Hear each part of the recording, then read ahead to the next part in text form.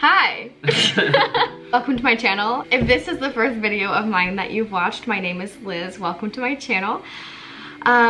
So we're a little bit late in filming this. My daughter is actually a year old now, but I figured we better just do it. I've had a lot of requests for my labor and delivery story, so I figured we should just get it over with before she's even older and we remember even less than we do now, because we're having a hard time remembering everything as far as like... Did I get a guest introduction?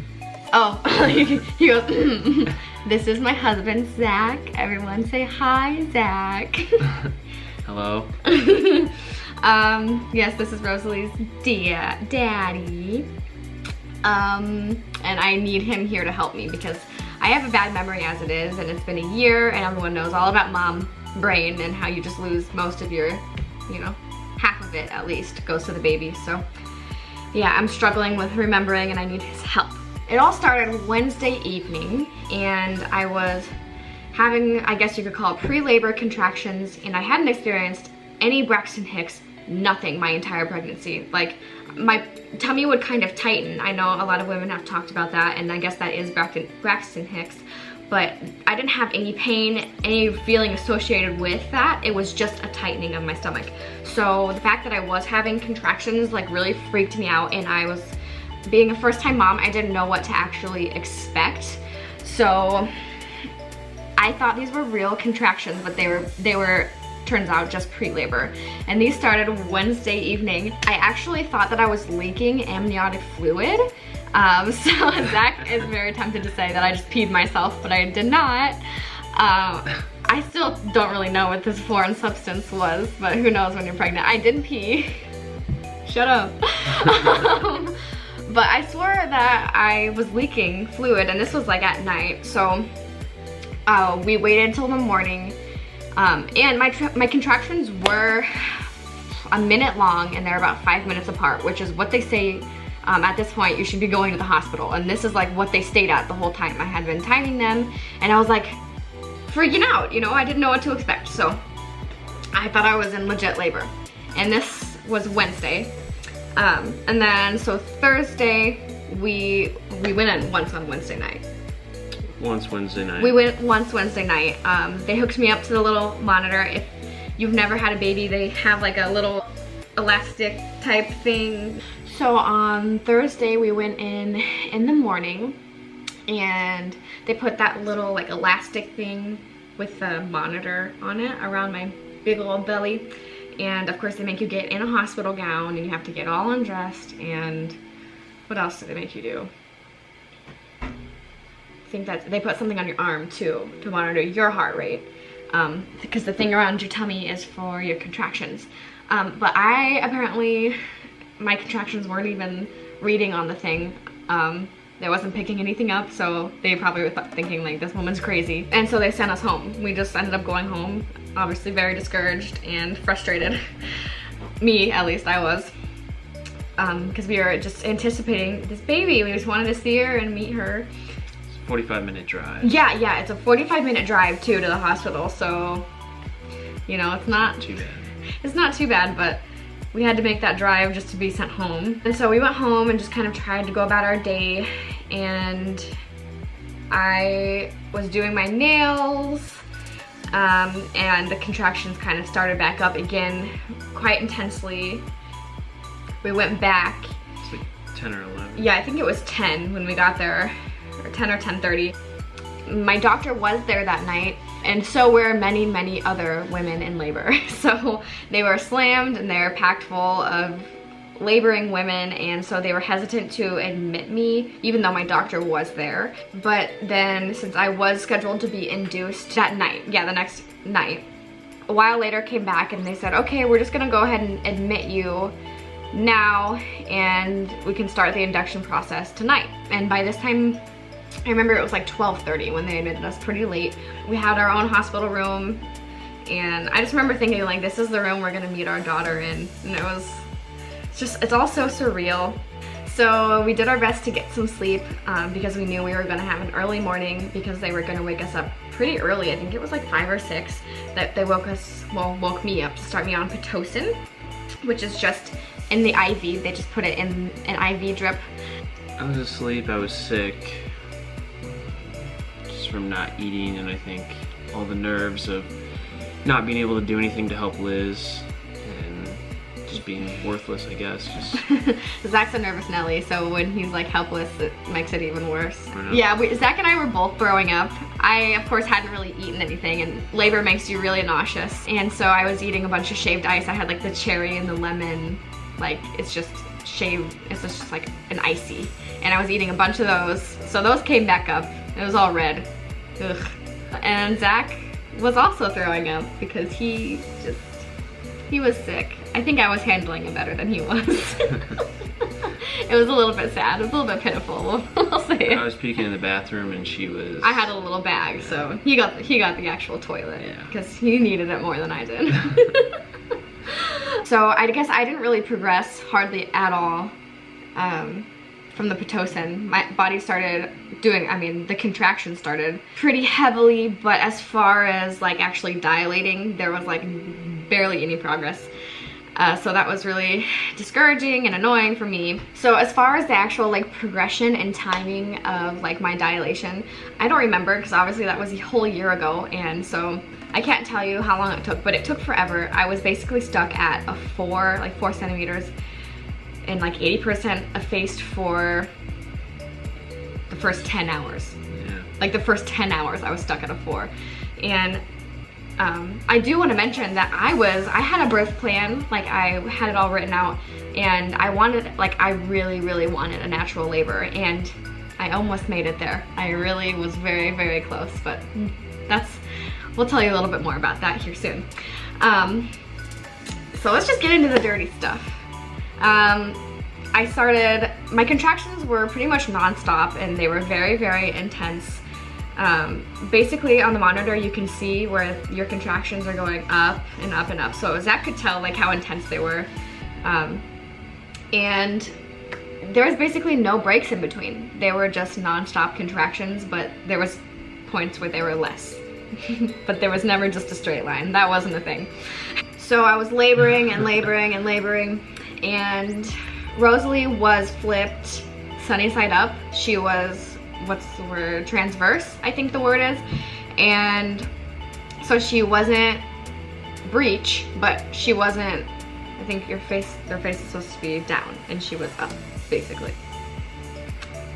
So we were trying everything to get her to flip and to get me to dilate, because if her head was not in the right spot, your cervix won't dilate properly. So this is why my progression was taking such a long time. We tried a couple different methods to get her to flip. Of course, I loved the ball. They called it a birthing ball, and I pretty much bounced on that a lot of the time. In the movies, the women will be laying in the bed laboring. That's not a thing. People don't actually do that, so don't expect to be laying in the bed the whole time. At least for me personally, there was no way I could lay down. It was horrible if I tried. I also was pretty much like dancing and listening to Nicki Minaj like my entire labor. I'm a dancer, and it really helped me to take my mind off of it. I was doing some hip hop moves. I was doing like plies and some crazy stuff. My nurses. Twerking. I was twerking, we'll just put it out there. I mean, if you know me, you wouldn't be surprised at all. But my nurses, they were honestly really impressed with me. They're like, this girl is handling this like a champ. And of course I was going naturally, so I didn't have any like pain medication or epidural yet. So let's see, another method we used is I literally was like speed walking laps around the hospital with my nurse. She was super supportive and super helpful, and she was walking these laps with me. I remember everyone just was very entertained by my spirit. I was going hard, we'll just say that. And then I actually have a clip of me dancing. Hopefully, if I find that, I can insert it in here. The quality isn't the greatest because it was dark in the room, and Zach's phone, you know, is not super, his phone didn't get a very good clip. Well, I took it without her noticing. I didn't know he was filming me because he was in a group chat with my whole family, and they were talking about what was going on and how I was doing, and he took this video of me to, you know, reassure them and say, oh, she's doing great.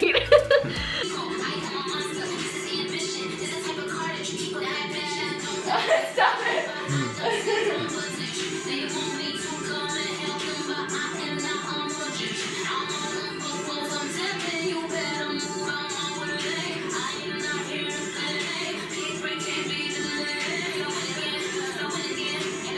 So I got on my hands and my knees, and for a little while it didn't really do anything. And then they did my side with the peanut ball. I think that's what it's called, like a peanut ball. It's like shaped like a peanut, and they put it in between your legs. And that felt pretty good, but I did not like laying down, so I wasn't a huge fan. And then this is where things got really, really bad. I think I was at 8 or 9 centimeters when we were really trying to get Rosalie to flip, and she would not budge. So what they wanted me to do was lay in the bed, and then they took like a stack of maybe 4 towels and put the towels under my hips to raise them up. So I was almost doing like a glute bridge. They laid the bed flat, and then they put the towels under my hips to raise me up.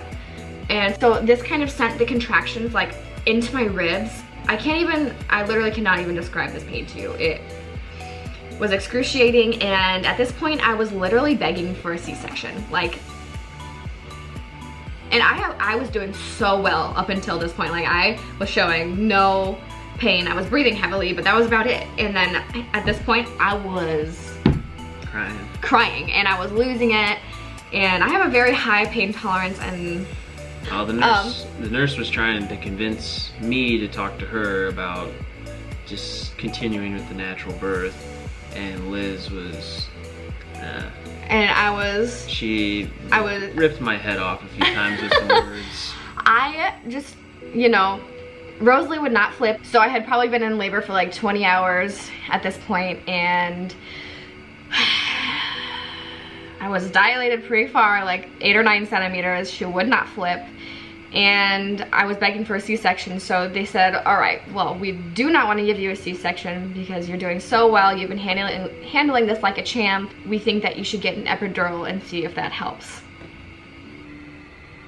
It helped. Next time I'm just gonna get the epidural, guys, okay? Like, I respect women who can do a natural birth, and I think that's amazing, and I would have loved to, but thank God for modern medicine. Like, I was a different person after getting this epidural. It was night and day. It was night and day. I couldn't feel anything, and like, I couldn't feel the contractions, couldn't feel below my waist. Like, pushing honestly didn't hurt hardly at all. Like, it was amazing.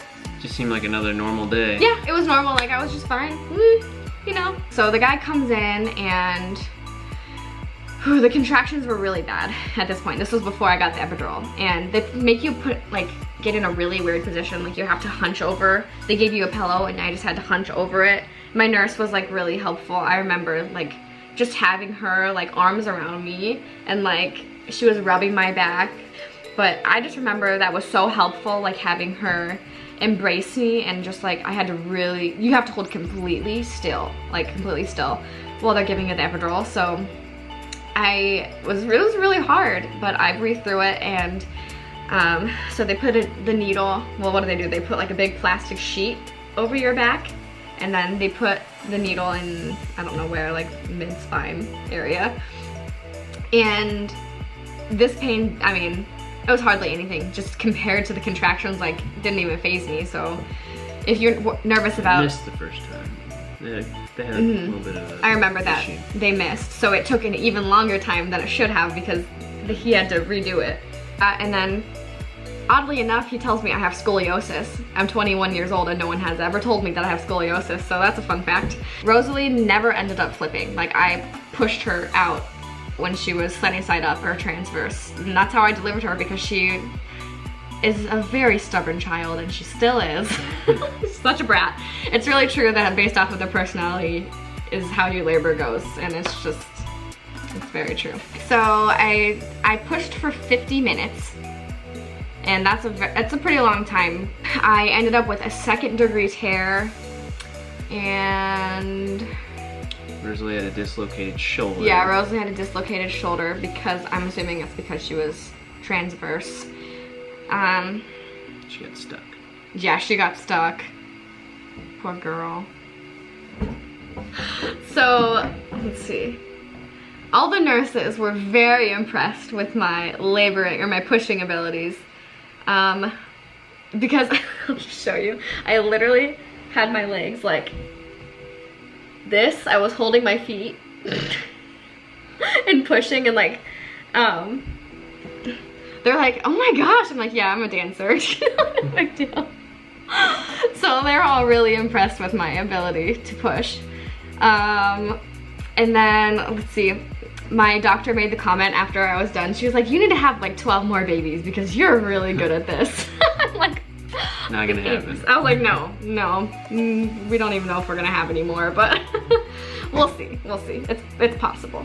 After 50 minutes of pushing, she was finally here, and we did skin to skin immediately, which I highly recommend. Like, just be very adamant about wanting that, because you don't want them to take your baby away right after. So just that connection that you feel, the skin to skin, as soon as they're born, it's just meeting this human that you grew inside of you. Like, it's so crazy. There's seriously nothing more magical than having a baby. You'll feel like a total boss after your labor, and you'll be so proud of yourself. I did cut the cord.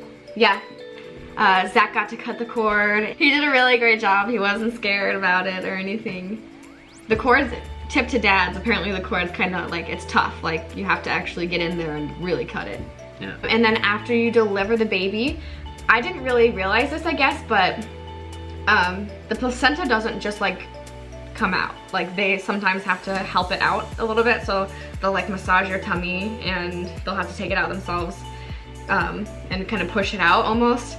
But you won't even really notice they're doing it, just because you will be thinking about this little tiny baby that you're holding. So that's nothing to worry about. And then the doctor stitched me up while I was holding Rosaleigh too, and I didn't even feel that because of the epidural. So I guess the moral of the story is get the epidural. But my labor in total, I think, was 22 hours, and it was very, very hard.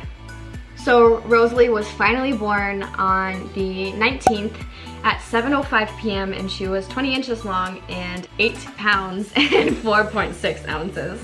And then the rest was just complete bliss, just like being in the hospital, breastfeeding for the first time, and you know, just trying to figure out our latch, meeting with her doctor and the lactation consultant. We were up a lot. Obviously we didn't really get much sleep. We're so tired. The food sucked. We remember that. We went to Wendy's. Yeah, we went to Wendy's, you know. The first Harry Potter. Yeah, the first movie that Rosalie ever watched was Harry Potter. She wasn't really watching it, but yeah, well, obviously no, she wasn't watching it. Playing in the background. Yeah, she hung out with Dad and they watched it together in the little chair. I'll never forget. The rest of it was just family. Yeah, the rest of it, a bunch of family came to visit. So that is it for my labor and delivery story. I plan to do some more videos around the same topic, like what to pack in your hospital bag and what I wish I knew about labor and delivery. If you enjoyed this video and you want more content like this, go ahead and give this video a thumbs up. If you're new, please subscribe to my channel. We would love to have you. And hit the notification bell so you never miss a new video by me. Alright, I hope you have an amazing week full of abundant joy and endless blessings. Say bye. Bye. Bye-bye.